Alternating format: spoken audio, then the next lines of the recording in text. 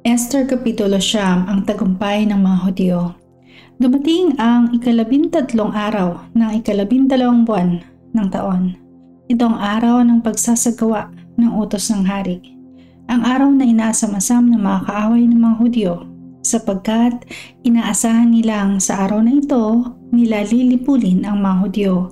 Ngunit hindi nila alam na mababaliktad ang pangyayari, sapagkat sila ang lilipulin ng mga Hudyo. Nang araw na iyon, nagsama-sama ang lahat ng Hudyo lahat ng mga Hudyo sa buong kaharian upang labanan ang sinumang mananakit sa kanila. Ngunit wala namang nangahas magbuhat ng kamay sa kanila sapagkat natakot sa kanila ang lahat. Tinulungan pa sila ng mga gobernador at ng lahat ng pinuno sa bawat lalawigan dahil naman sa takot kay Mordecai na noon ay isa ng makapangyarihang tao sa kaharian. Bantog na sa buong kaharian ang kanyang pangalan at patuloy pang lumalaki ang kanyang kapangyarihan. Nilipol nga ng mga Hudyo ang kanilang mga kaaway at ginawa nila ang kanilang gusto sa lahat ng napopoot sa kanila. Sa lungsod lamang ng Susa, 500 ang kanilang napatay. Kasama sa napatay sina Forsandata, Dalphon, Aspata, Porata, Adalia, Aridata, Parmasta, Arisai, Ariday at Vaizata.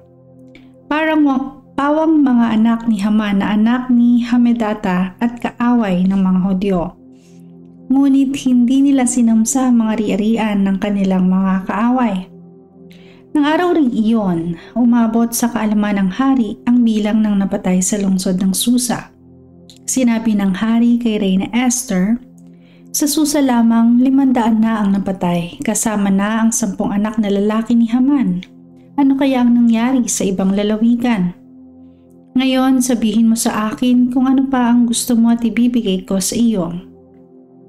Sinabi ni Esther, kung mamarapatin po ng hari ay pahintulutan ang mga Hudyo rito sa Susa na ituloy hanggang bukas ang inyong utos. At kung maaari ipabitin sa bitayan ang bangkay ng mga anak ni Haman. Iniutos nga ng hari na ibitin ang bangkay ng 10 anak ni Haman.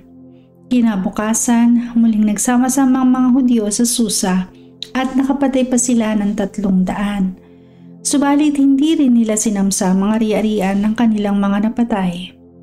Ang mga Hudyo at iba't ibang panig ng kaharian ay nagsama-sama rin upang ipagtanggol ang kanilang sarili at lupigin ang kanilang mga kaaway. Umabot sa 75,000 ang kanilang napatay, ngunit hindi nila sinamsam ang ari-arian ng mga ito. Ginawa nila ito ng 13 araw ng 12 buwan at ng 14 na araw na mahinga sila at maghapong nagdiwang. Sa lungsod ng Susa, 2 araw na nagtipon ang mga Hudyo noong 13 at 14 na araw. 15 araw nang sila'y tumigil at nagdiwang buong maghapon. Ito ang dahilan kung bakit ang mga Hudyo sa labas ng Susa ay nagdiriwang ng 14 na araw ng 12 buwan. Maghapon silang nagpista at nagbigaya ng mga pagkain bilang regalo sa isa't isa. Ang mga pangyayaring ito'y isinulat ni Mordecai at sinulatan niya ang lahat ng Hudyo, malayo man o malapit sa kaharian ni Haring Xerxes. Ipinagutos niya na ipagdiwang taon-taon ang 14 at 15 araw ng 12 buwan. Itatangi ito ng mga Hudyo sapagkat sa mga araw na ito nila nalipol ang kanilang mga kaaway. Sa mga araw na iyon, ang kalungkutan nila ay naging kagalakan at naging pagdiriwang ang kanilang pagdadalamhati. Sa mga araw ding iyon, nagbibigayan ng mga pagkain at namamahagi ng mga regalo sa mga dukha. Sinunod nga ng mga Hudyo ang utos ni Mordecai. Ang paglipol na ito sa mga kaaway ay ginawa ng mga Hudyo dahil sa masamang balak na lipulin sila ni Haman na Agagita, anak ni Hamedata, kaaway ng mga Hudyo. Naitakda ang petsa ng paglipol sa pamamagitan ng palabunotang tinatawag na Pur.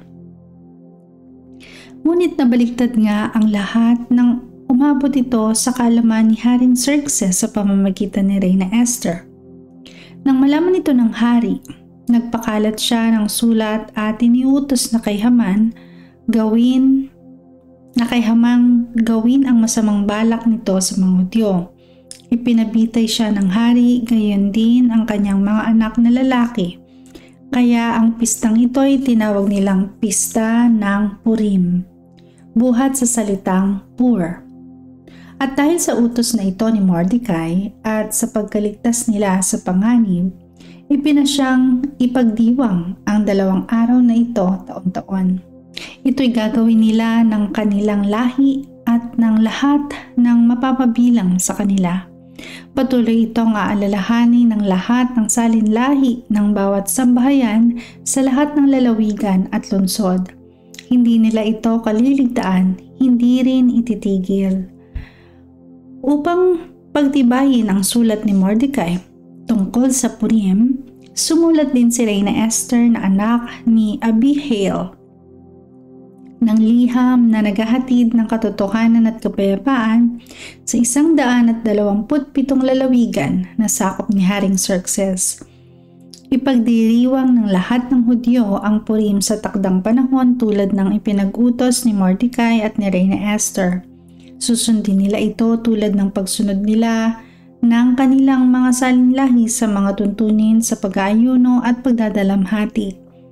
Pinagtibay ng sulat ni Esther ang mga tuntunin sa pagdiriwang ng pista ng Purim at isinulat ito sa isang aklat.